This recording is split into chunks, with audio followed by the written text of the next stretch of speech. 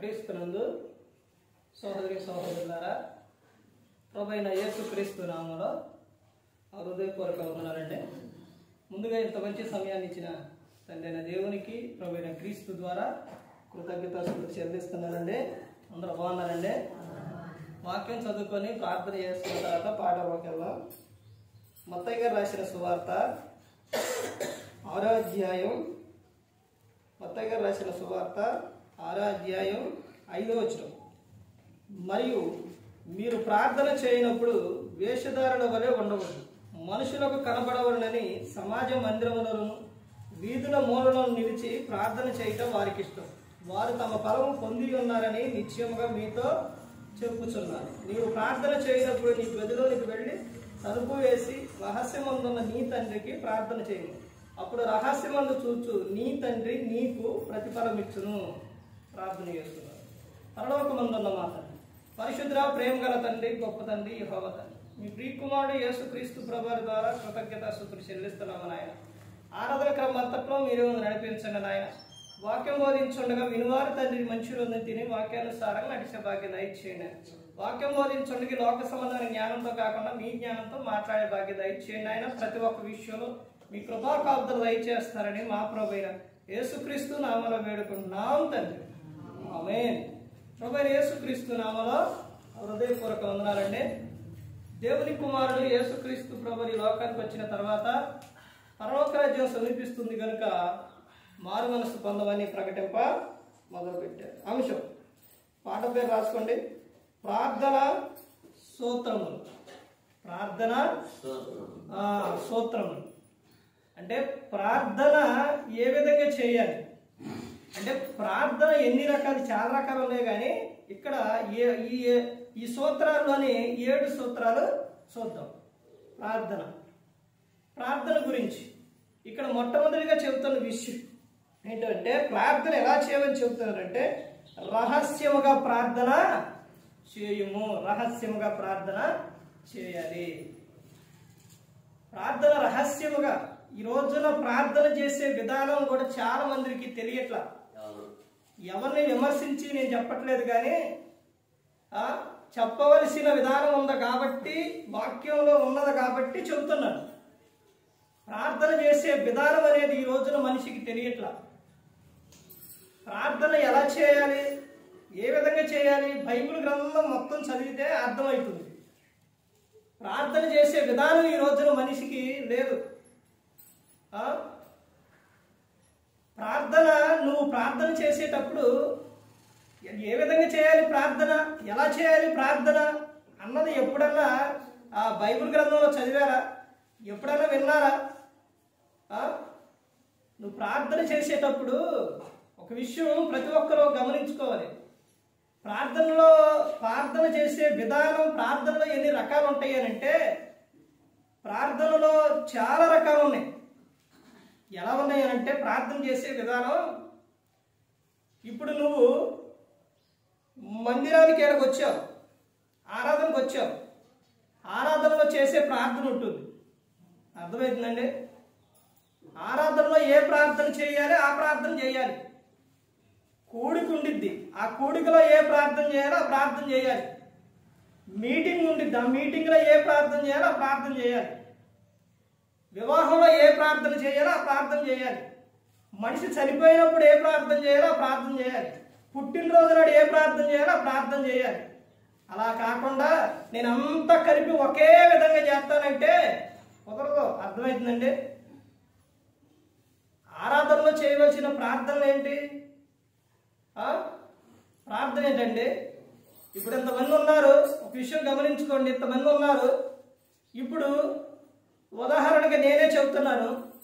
ఇప్పుడు నేను ఏదన్నా ఒక తప్పేదని చేశాను అనుకోండి. ఉదాహరణకే ఒకరిని తిట్టాను అనుకోండి.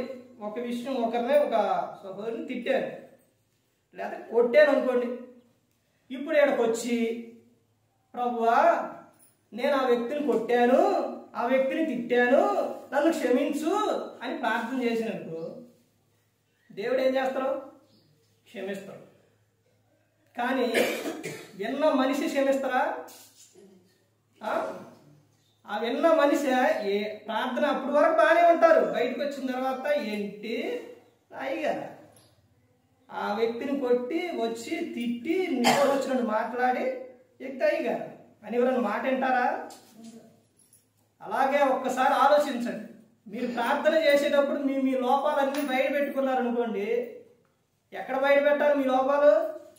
ఇక్కడ ఏమని చెబుతాడు యేసుక్రీస్తు ప్రభువు? ఏమని చెబుతున్నారంటే రహస్యముగా నువ్వు పాపాన్ని ఒప్పుకో. అర్థమవుతుందండి? నువ్వు మనుషుల ముందుకు వచ్చి ఇక్కడికి వచ్చి నేను ఆ తప్పు చేసిన, ఈ తప్పు చేసిన, అది చేసిన, ఇది చేసిన అని నువ్వు ప్రార్థన చేస్తే ఇక్కడి నుంచి బయటికి వెళ్ళిపోయిన తర్వాత అప్పుడు నీ సంగతి చూసుకుంటారు. ఏంటి నువ్వు ఇలా చేస్తావా? తర్వాత నువ్వేం చేస్తావంటే దేవుడు క్షమించిన తర్వాత నువ్వేమో తర్వాత ఎవరికన్నా దేవుని సువార్తలు కానీ వాక్యం కానీ ఎవరికన్నా చెప్పేటప్పుడు అప్పుడు అంటారు, ఏమంటారు? పెద్ద చెప్పొచ్చులే, ఎందుకని ఆ మాట అంటారు? నీ చేతుల్లో నువ్వే చెప్పుకున్నావు. అర్థమైందండి? నీ చేతుల్లో నేను ఇలా చేశానని నువ్వే చెప్పుకున్నావు. ప్రార్థన ఎలా చేయాలంటే ఒక్కళ్ళు ఉన్నప్పుడు నువ్వు ఏదైతే చేసావో, ఏదైతే కనుగొన్నావో గదిలోకి వెళ్ళి ఏడువు, లేకపోతే మొత్తుకో, లేకపోతే నువ్వు ఏదన్నా చెయ్యి. నువ్వు ఒక్కడే ఉన్నప్పుడు. అదే ఇద్దరు ఉన్నప్పుడు ఒక విధంగా ప్రార్థన చేయాలి. అర్థమవుతుందండి? అదే నువ్వు మీటింగ్లో ఉన్నప్పుడు ఒక విధంగా ప్రార్థన చేయాలి. ఇన్ని విధాలుగా రకాలుగా ప్రార్థన చేయాలి. అలా కాకుండా వాళ్ళ తప్పులు, వీళ్ళ తప్పులు, వాళ్ళయే వీళ్ళయే అన్ని మొత్తం కలిపి అందరి ముందు చేస్తే అది ఎలా ఉంటుంది? ఎలా ఉంటుందండి? అదే నా చెబుతుంది. దావీదు గారి గురించి తెలుసా మీకు? దావీదు గారి గురించి తెలుసా? దావీదు గారు ఒకే ఒక్క తప్పు చేస్తారు. ఒకే ఒక్క తప్పు. ఆ చేసిన తప్పు అక్కడున్న వ్యక్తి ఆయన మేనల్లుడే. ఎవరు? యోవాబు. దావీదు గారు రైట్ హ్యాండ్. రైట్ హ్యాండ్ అంటే అన్ని చూసుకొని అతను ఏమన్నా బాగా ఇప్పుడు మీకు అర్థమైంది. అన్ని చూసుకునే వ్యక్తి ఆ వ్యక్తి. అయితే దావీదు గారు తప్పు చేసినది ఎవరికి తెలుసు? యోవాబుకు తెలుసు. బత్షెబతో చూడటం, పిలిపించటం, తప్పు చేయటం, తర్వాత భర్తను రప్పించటం, తర్వాత భార్య దగ్గరికి వెళ్ళకుండా ఉండటం, తర్వాత యుద్ధంలో పెట్టేయటం, ఇవన్నీ మొత్తం ఎవరికి తెలుసు? యోవాబుకు తెలుసు. ఇప్పుడు దావీదు గారు ఆ తప్పులోనే ఉండి దాన్ని ఒప్పుకోకుండా పరిపాలన చేస్తుంది. దేవుడు ఊరుకుంటాడా? ఊరుకోలేదు. ఇప్పుడు నా బిడ్డ ఇలా చేసిండు, ఇలాగే ఉండి రాజ్యాన్ని పరిపాలిస్తుందని దేవుడు ఏం చేసిండంటే ఆ తప్పుని తెలియపరచాలి, ఆయనకి చెప్పాలి అని ప్రవక్త నాతాన్ అనే ప్రవక్తను పంపిస్తాడు. పంపించిన తర్వాత నాతాన్ వచ్చి ఉపమానం చెబుతాడు. పబ్లిక్గా దాన్ని కూడా నువ్వు ఎలా చేసావు అన్నా అంటే తీసేస్తారు తలకాయ. ఎవరైనా రాజు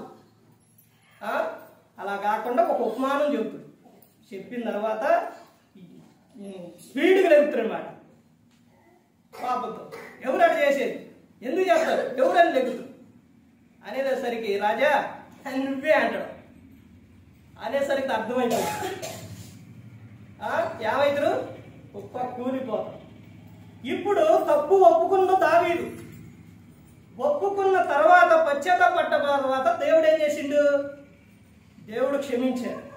కానీ పక్కనే ఉన్న రైట్ హ్యాండ్గా ఉన్న మేనల్లుడుగా ఉన్న యోవాబు మాత్రం దావీదు గారిని క్షమించాలి. దావీదు గారిని క్షమించాల. ఒక ప్రాంతానికి వెళ్ళి చూసిరామంటే మన భాషలో అయితే కాల్చిరారు.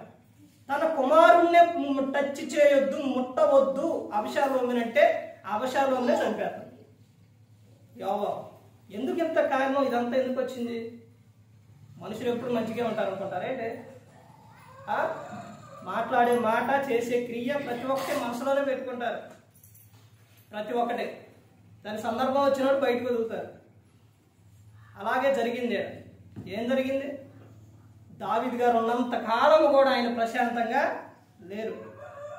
మనిషి ఎప్పుడు కూడా ఒక మనిషిని క్షమించాలి అని అంటే మనిషి కష్టం, కానీ దేవుడు మాత్రం క్షమిస్తాడు. ప్రార్థన చేసేటప్పుడు కూడా అవి తెలుసుకొని ప్రార్థన చేయాలి. నువ్వు వెళ్ళి ఎక్కడికి వెళ్ళి ప్రార్థన చేయమంటున్నావు? రహస్యముగా చేయాలి ప్రార్థన.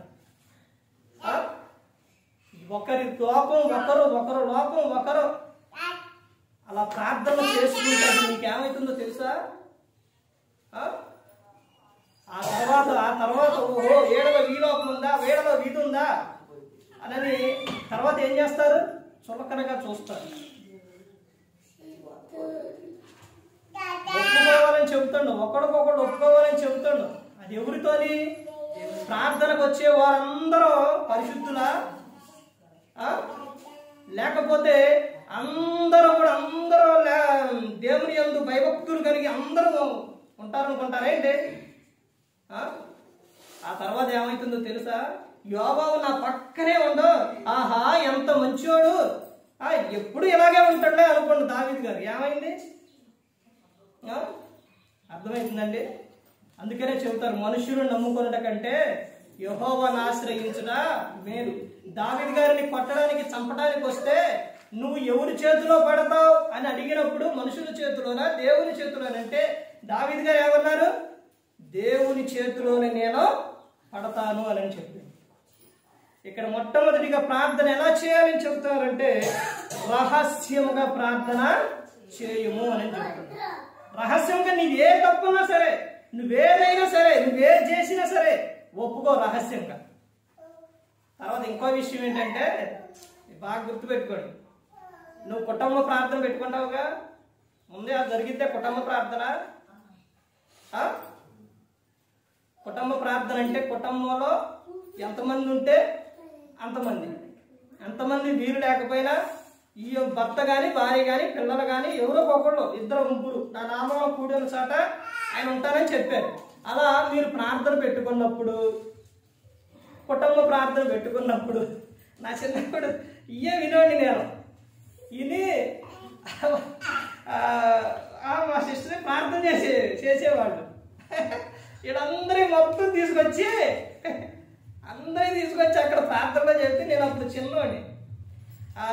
ప్రార్థన చేసిన తర్వాత వీళ్ళు తెలిసిన తర్వాత వీళ్ళు ఎవరు అనుకున్నారు?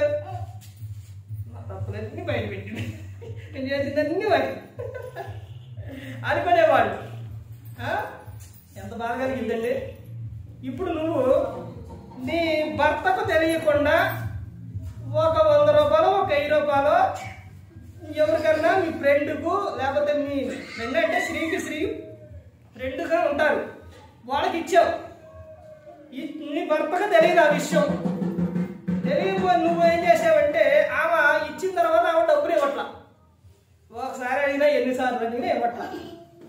ఇప్పుడు నువ్వు కుటుంబ ప్రార్థన పెట్టుకున్నావు. ఆ ప్రార్థనలోని నీ భర్త ఉండో పిల్లలు అందరూ ఉండాలి.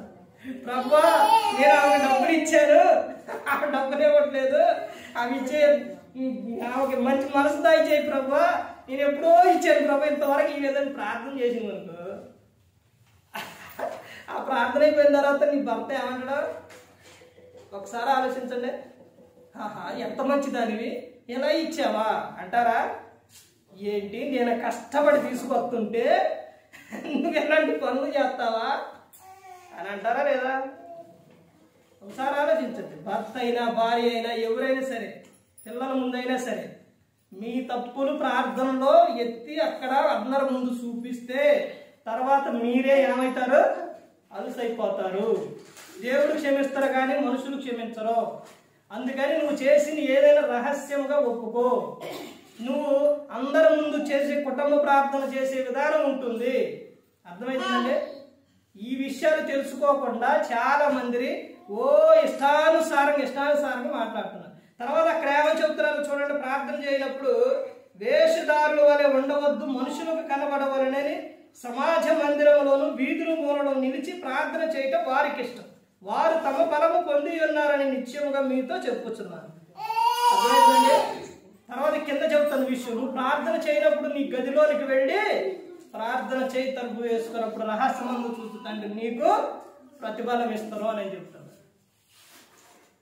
తర్వాత ఇంకా ఏమని చెప్తున్నారంటే ప్రార్థన సూత్రంలో మత్తయి సువార్త 6వ అధ్యాయం 6వ వచనం 7వ వచనంలో స్పష్టంగా ప్రార్థన చేయి.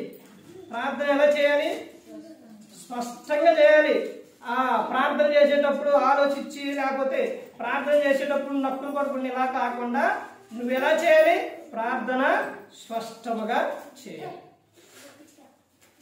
తర్వాత 3వ విషయం చూస్తే లోకాసు వార్త 11వ అధ్యాయం 8వ వచనం 13 నుంచి వరకు పట్టుదలగా ప్రార్థన చేయుము. ఎలా చేయాలి ప్రార్థన? పట్టుదల కలిగి ఉండాలి.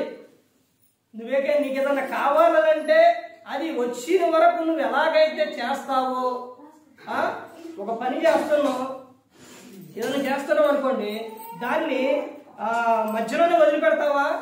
వదిలిపెట్టవు. అలాగే దేవుడు జవాబు ఇచ్చే వరకు కూడా నువ్వేం చేయాలి? పట్టుదలతో నువ్వు ప్రార్థన చేయాలి. ఇవి ప్రార్థన సూత్రాలు. అర్థమైందండి? ఇది ప్రతి ఒక్కరూ కూడా గుర్తుపెట్టుకోవాల్సిన విషయాలు ప్రార్థన గురించి. తర్వాత ఇంకా ఏమని చెప్తున్నారంటే మత్తయి సువార్త 21:22లో విశ్వాసంతో ప్రార్థన చేయాలి. ఎలా చేయాలంటే విశ్వాసంతో ప్రార్థన చేయాలి. విశ్వాసం లేకుండా దేవునికి విష్టుడై ఉండుట అసాధ్యం. హెబ్రీయులకు రాసిన పత్రిక 11వ అధ్యాయం మొత్తం కూడా విశ్వాసుల వీరుల జాబితా అవన్నీ కూడా. అయినప్పటికీ కూడా వాళ్ళు విశ్వాసం ఏ విధంగా కలిగి ఉన్నారు? విశ్వాసం ఏ విధంగా కలిగి ఉన్నారండి? ఎవరి పట్ల కలిగి ఉన్నారు? ఎందుకొరకు వారు విశ్వాసం కలిగి ఉన్నారు? వారికి విశ్వాసం జాబితా ఎందుకు వాళ్ళకి వచ్చిందనంటే మోషే గారి గురించి ఒక విషయం చెప్తారు.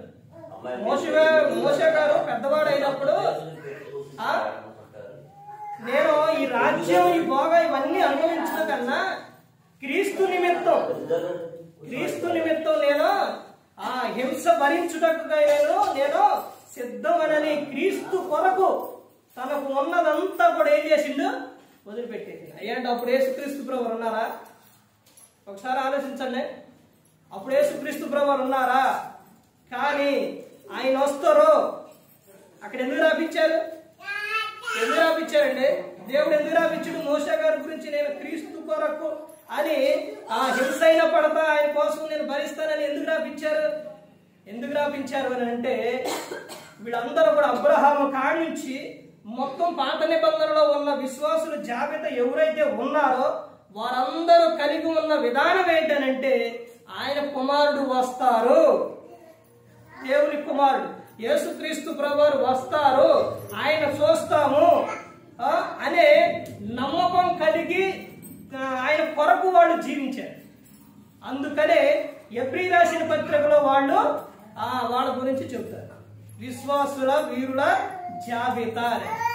ఎందుకనంటే ఆయనకు ఎలా తెలిసిందనంటే తండ్రి అయిన దేవుడు ఏం చేశారు? ప్రవచనం చెప్పారు. కన్యక గర్భవతి అయి కుమారుణ్ణి కనును అని.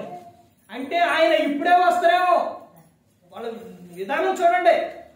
ఎప్పుడు వస్తారో చెప్పలేదు కదా.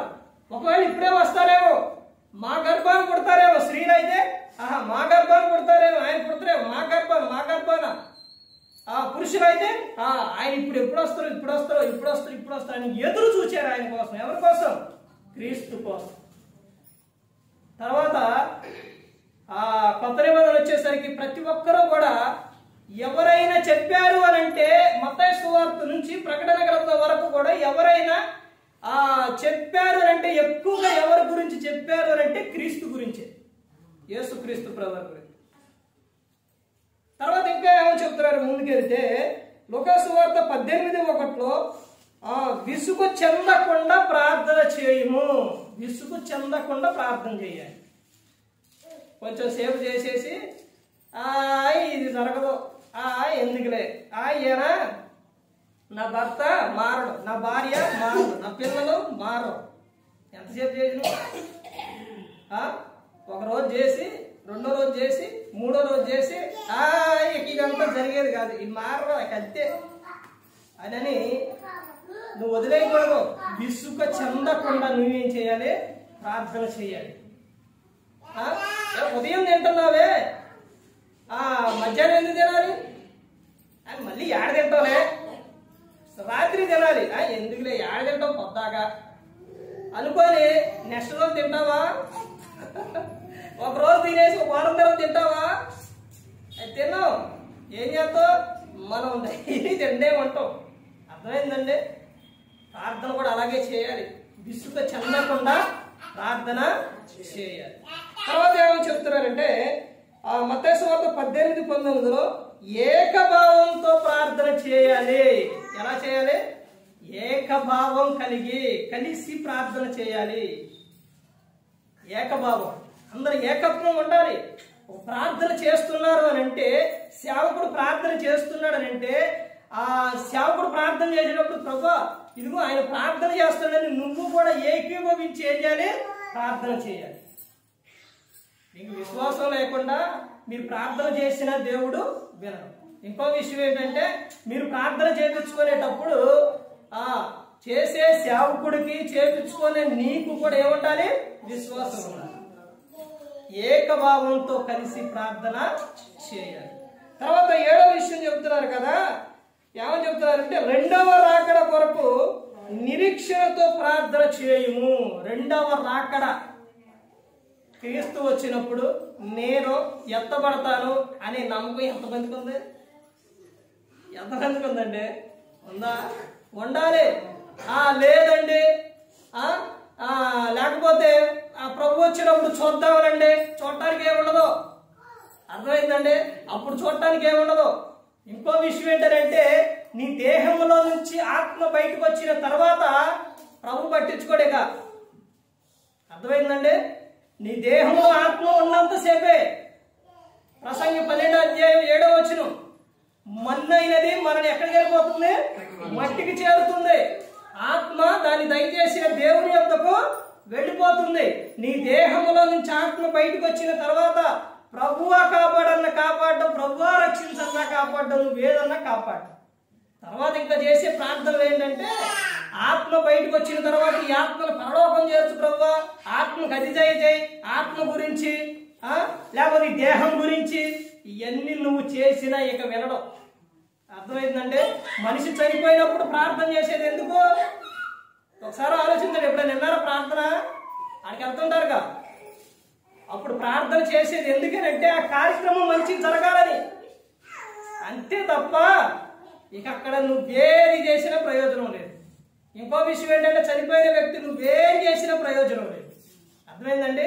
సమాధి కార్యక్రమం అనేది ఎలా జరగాలంటే క్రమంగా జరగాలి, లేకపోతే పడిపోయిన పిండంతో సమానం. అందుకని అది క్రమంగా జరగాలని అక్కడ సేవకుడు ప్రార్థన చేస్తారు. రెండో విషయం ఏంటంటే, ఇతను ఆమె ఎవరైనా పురుషులైన స్త్రీనా వెళ్ళిపోయారు కాబట్టి ఈ కుటుంబానికి ఆదరణ, అండ, సహాయం, అందుకు ప్రార్థన చేయటం.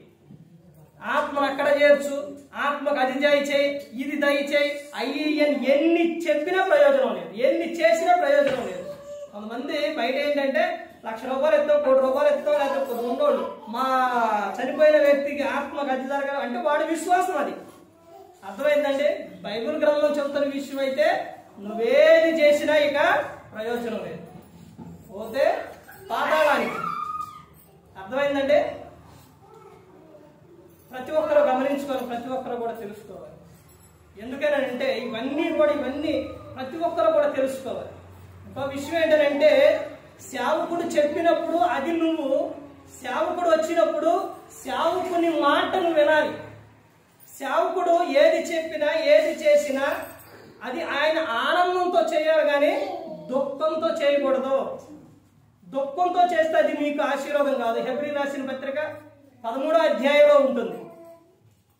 సేవకుడు మీ ఆత్మలను ఏం చేస్తుండ? ఆయన కాస్తుండు.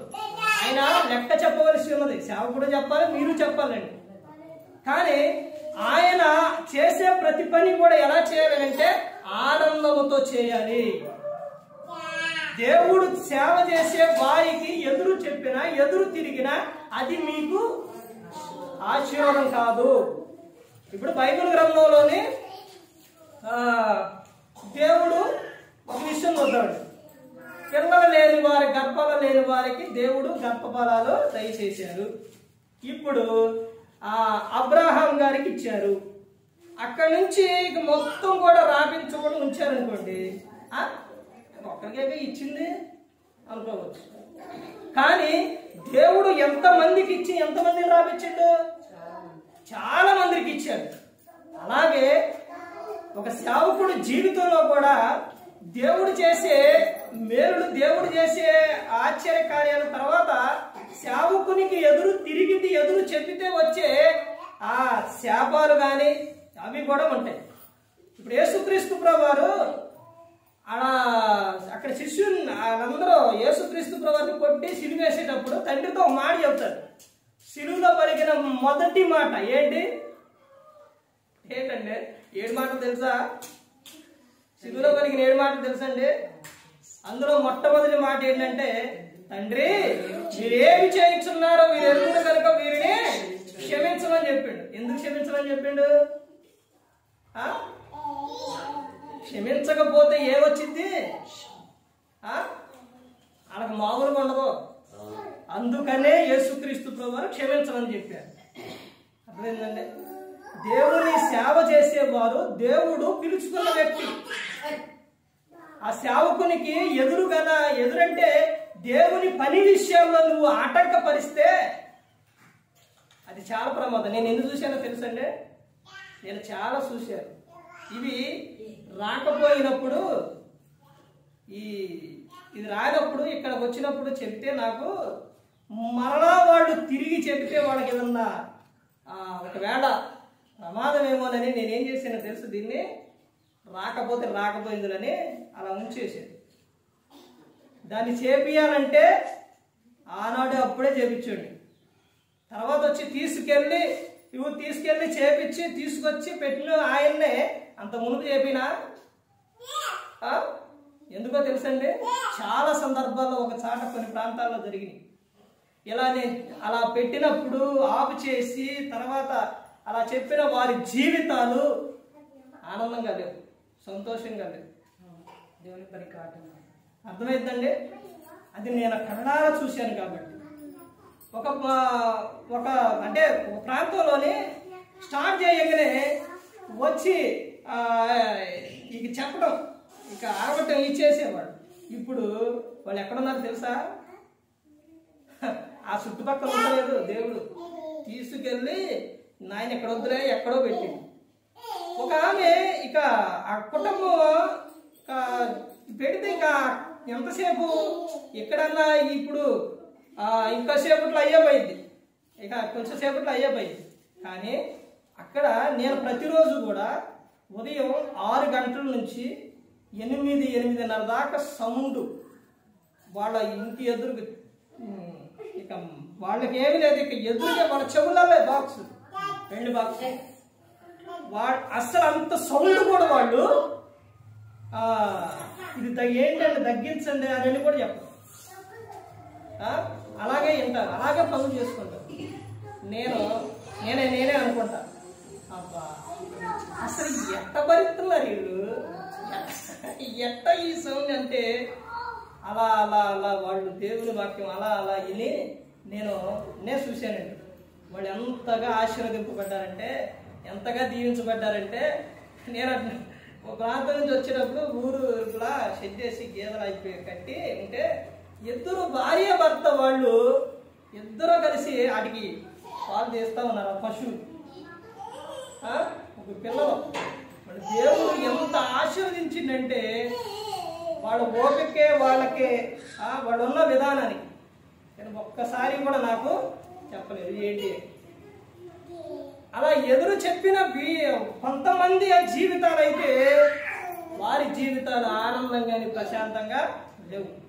నాకు చెప్పినట్టు కాదండి, సేవకుడికి చెప్తున్నాడు, నాకని కాదు, ఏ సేవకుడికైనా నాకు చెప్తున్నట్టు కాదు. అది దేవునికి దేవుని పనికి ఎదురు చెప్తున్నాడు. అది మీకు ఆశీర్వాదం కాదు. అర్థమైందండి?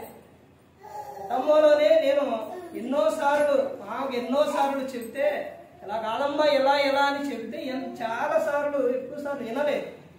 బిడ్డ మీద పాప పుట్టిన తర్వాత రక్తము కడుపు ఇట్ట దేవే.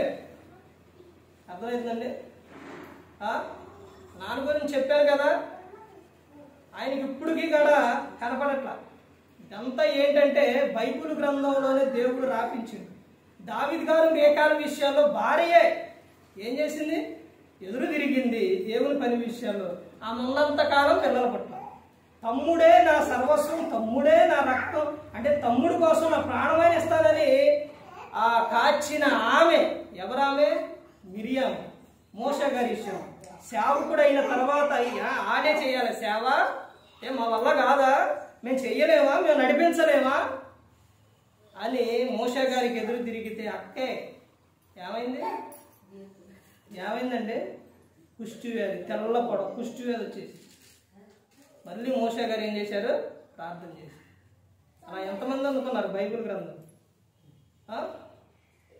బంధాలు, రక్త సంబంధాలు, బంధుత్వాలు, అన్నదమ్ముళ్ళు, లేకపోతే అక్క చెల్లెళ్ళు, ఎలాంటి దేవుని విషయాల్లో ఏమి ఉండవు.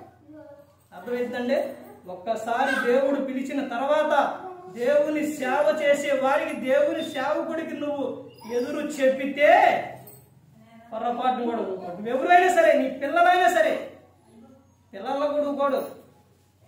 ఒక్కసారి దేవుడు పిలిచిన తర్వాత పిల్లలు ఎదురు తిరిగినా ఊరుకోడు. ఏం జరిగిందో తెలుసండి? దావీదు గారు దేవుని పనిచేసే ఆయన, సేవకుడు, దేవుని పనిచేసే ఆయనకి ఎదురు తిరిగితే తెలుసా మీకు ఈ విషయం? తండ్రిని చంపడానికే ఎమ్మటే సైన్యాన్ని పోగు చేసి వస్తుందని కుమారుడు అంటే దావీదు గారు ఎదురు తిరిగితే సింహాన్ని చంపిన ఆయన, ఎలుగుబంటిని చంపిన ఆయన, 6 సేనడు గొలియాతును చంపిన ఆయన, రాజ్యాన్ని జయించిన ఆయన కొడుకు ఎదురు తిరిగితే కొడుకుంటాడా అండి? ఉండడు. అందుకని నా కొడుకు ఎక్కడ నా చేతులు ఇదైపోతానని తండ్రి ఏం చేసిండు? పారిపోయిండు దావీదు గారు. కొడుకు ఎదురు తిరగకూడదు, తండ్రి మీదే యుద్ధానికి వచ్చిండు. ఎంత భయంకరంగా చనిపోయాడో తెలుసండి అభిషాలం ఎలా చనిపోయాడంటే, ఆయన గాడిని గుర్రం మీద వస్తూ ఉంటే ఆ మస్తాకి వృక్షం, అవి చెట్టు ఎలా ఉండిద్దో తెలుసండి? ముళ్ళుగా ఉండిద్ది అనమాట. అభిషాలం ఎవరనంటే అందగాడితో పాటు ఆయన జుట్టు ఎక్కువగా బాగా పెరిగిద్ది అనమాట. అయితే అటు నుంచి వచ్చే సమయంలోని ఇలా వస్తూ ఉన్నాడు. వచ్చే సమయంలో గాలి వచ్చింది. గాలి వచ్చేసరికి ఏమైందంటే జుట్టు పైకి లేచింది. ఈ జుట్టు పైకి లేకగానే ఆ కొమ్మలకు ఏమైంది? చుట్టూ పోయింది. దాంతోపాటు పైకి లెగిస్తుంది, మొత్తం వెళ్ళిపోయింది. ఇప్పుడు ఈ విషయం అక్కడున్న వ్యక్తి చూసి యోబాబుకి అభిషాలోముకి ఇద్దరికి కొంచెం పొలం కాడ గొడవ వచ్చింది, పడదు. వచ్చేసరికి ఆయన వచ్చి ఆయనకు చెబుతుంది, ఎలా నువ్వు మరి ఏసైపోయినవారా, ఎందుకు వచ్చి నువ్వు రా అని అంటే, ఆయన ఎవరు? రాజకుమారుడు తువ్వుకుంటారా? తర్వాత నువ్వే నీ చేతులు నీతోనే నన్ను చంపిస్తావు. ఆ దావీదు గారు నాకెందుకు వచ్చిందని నేను వచ్చి చెప్పాను అంటే అప్పుడు యోబా వెళ్ళి గుండెకి గురిపెట్టి బాణం వేసి చంపారు. అర్థమైందండి? దేవుని సేవకునికి ఎదురు తిరిగి అంత ప్రమాదం అనేది ఉంది. సహోదరుడు ప్రార్థన జరుగుతుంటే సేవకుడు దూరం నుంచి ప్రార్థన నుంచి వచ్చారు. వచ్చే సమయంలోనే ఇంకా ఎంతసేపు దగ్గరకు వెళ్ళి ఆ రోజు ఆ సేవకుడు చెప్పిన మాట నాకు ఇప్పటికీ కూడా మనసులో అలాగే ఉండిపోయింది. వెళ్ళి మరి ఆయన దగ్గరకు వెళ్ళి అవి ఆపు చేయమని చెప్పాడు. చెప్పిన తర్వాత సేవకుడు ఏమన్నా తెలుసండి, అయ్యా మేము చాలా ప్రాంతం నుంచి చాలా దూరం నుంచి వచ్చామయ్యా, కొద్దిసేపన్నా చెప్పకపోతే ఎలాగయ్యా అన్నాడు. అలా చెప్పిన ఆయన సహోదరుడు పరిస్థితి ఈ రోజున కుటుంబాన్ని వదిలిపెట్టి బయటికి వెళ్ళిపోయి భయంకరమైన స్థితిలో. అర్థమైందండి?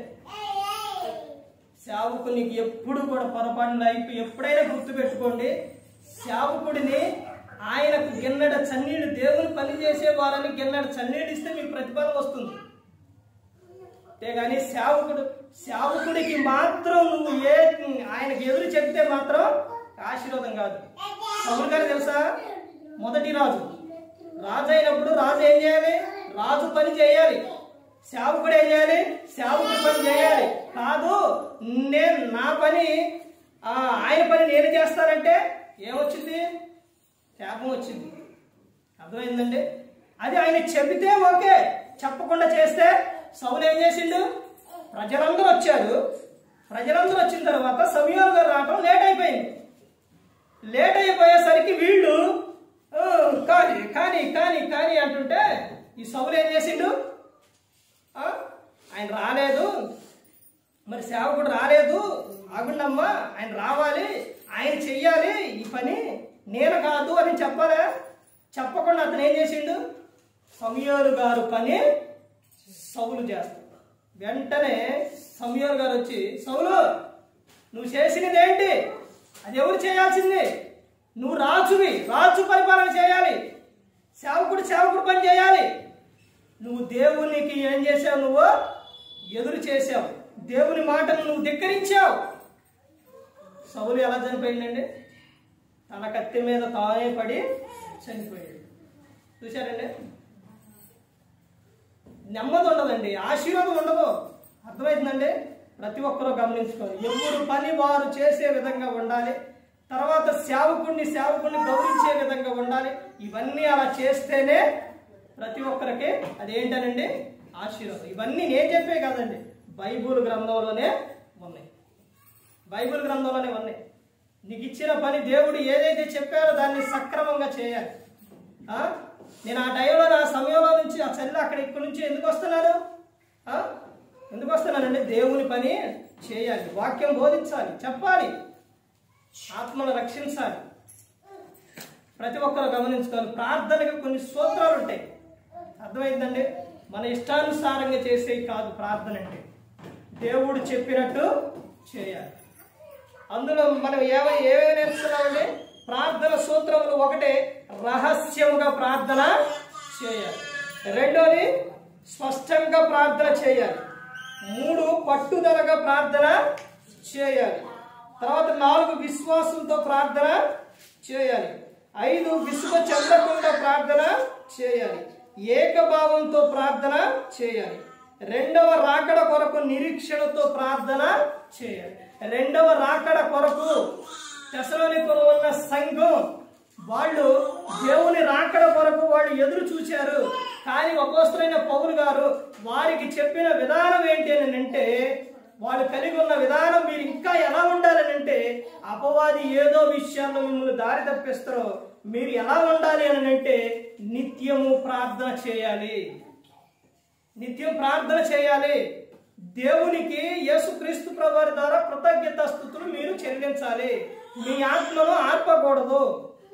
అపోస్తలుడైన పౌలు గారు చెప్తారు, మీ దేహమును మీ ఆత్మను క్రీస్తు రాకడ సమయంలో నిందారహితముగాను మీరు చూసుకోవాలి, కాపాడుకోవాలి అని చెప్తారు.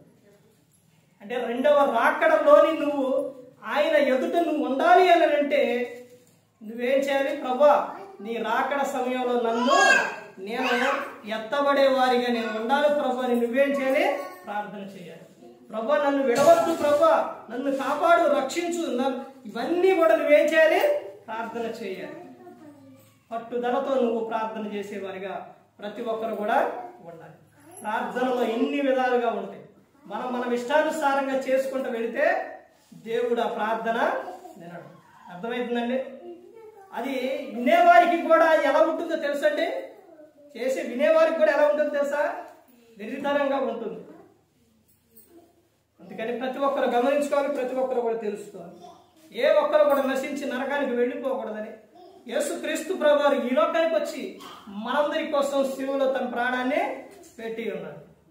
మరి ఈ విధంగా నిలబెట్టి మాట్లాడించిన తండ్రి దేవునికి కృతజ్ఞతాస్తుతులు చెల్లిస్తూ, ఇంతవరకు శ్రద్ధగా ఉన్న మీకు ప్రభు పేట నా హృదయపూర్వక వందనాలు చెల్లిస్తూ ఈ మాటలు ముగిస్తున్నా. అందరికీ వందనాలు.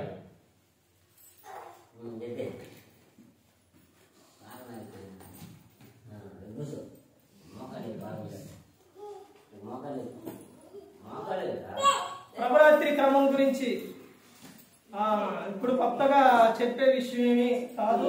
ఆల్రెడీ మీరు ఎన్నో సంవత్సరాల బట్టి బాప్తిస్మాలు తీసుకుంటున్నారు. ఓకేనండి? అందరికీ తెలిసిన విధానమే.